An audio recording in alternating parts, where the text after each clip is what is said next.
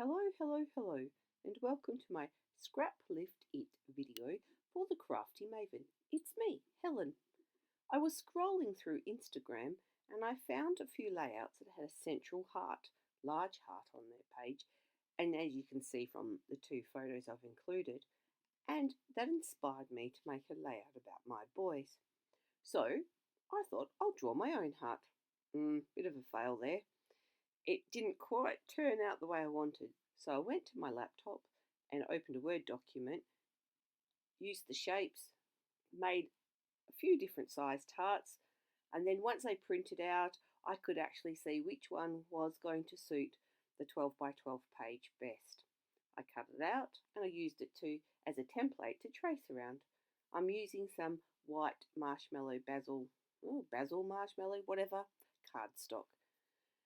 As you can see here, the photo of the boys and I, sepia coloured photo, so I knew I could go very colourful on this layout as there was no competing colours in the photo. It's actually a photo of the boys and I after we completed an escape room in December, just before I left to go on my trip to England.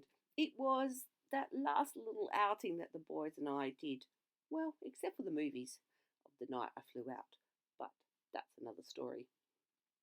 As you can see here, I'm using my blade and my glass cutting mat to cut out that heart, and as you can see, pulled out a very colourful rainbow page from the Horizon collection by Paige Evans and American Crafts, and that's going to be the basis of my layout. What I'm doing here, although it's probably a little bit tricky to see because I'm slightly out of frame, sorry about that, is I'm just inking the edges with some, I can't remember which colour, anyway, a brown distress ink, and then I just stuck the piece of paper behind. I trimmed it, and as you'll see in a little while, I'm going to use some of that offcut to do some matting. Then I decided I wanted to do some hand stitching. Don't worry, I don't make you watch me stitch all the way around this heart. But I just used my pokey tool and roughly spaced them and then stitched all the way around by hand. There was a very quick look at it. I'm pulling out some other pages in the Horizon collection to do some layering behind my photo. And once again, I'm just choosing the colours that I like. I like this lime green and purple combination, so that's what I'm using. Often I do this because it allows me, that is, I trim it with my scissors and then go in with my guillotine, just because it allows me to use a smaller cutting rather than getting the 12 by 12 trimmer out. Here you can see what I was talking about before. I'm just trimming a bit of that excess background paper so I can get some of that green, darker green, to mat behind my photo. And I wanted to use that because where I'm going to lay the photo on the heart, that darker green colour gets covered up, so I wanted to incorporate that into the layers as well. I grabbed some thread, as you can see, a couple of colours here, and off camera did a lot of fiddling around to try and get it to sit carefully or just the way I wanted to, and I've pulled out all the other embellishments from the range and using this word grateful. It's going to be the basis of my title, and at this stage I didn't really know what my title was going to be, just that I wanted to use the word grateful. As you can see, I've just inked around the edges, and I found another piece of paper in the range, gutted out the middle so that I can make a nice pale border. It actually took a while for me to determine what colour border I wanted, because I found with all the bright colours in the heart, I wanted something that went with it, but some of the other pattern papers just tried to compete with that rainbow centre. So by going with this pale blue, I found it complemented the page. Well, that's what I thought anyway. There you can see I tried to rub out some ink that somehow I got onto the white cardstock, and I couldn't. So I thought, right, well, I'm going to use that placement of the ink as embellishment centres or spots for my embellishments. And you can see I've pulled out some flowers and layered them up, and this was on the chipboard stickers, a little banner, so that I connected the grateful to the next flower cluster. I had to fiddle around a little bit until I got it exactly in the nice banner slope that I wanted, and I did glue them all down just to make sure that they didn't go anywhere.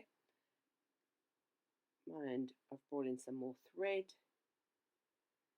very artistically scrunched up there, and glued on or secured by gluing the flower on top. I'm using some foam, and I didn't show you that, but I did use some foam behind the photo as well to raise it up above the stitching.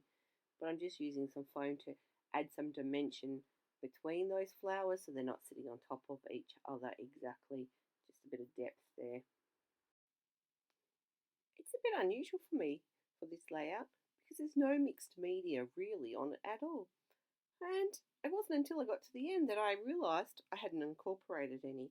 So it's a very flat, clean, uncrinkled piece of cardstock or layout that I've created today. I've gone through the flowers, found out the ones I liked. I'll go through some of the chipboard stickers or embellishments as well, pulling out some flowers and also a couple of moths or butterflies just to add to it. Do the flowers and the things have anything to do with the photo? No, not really.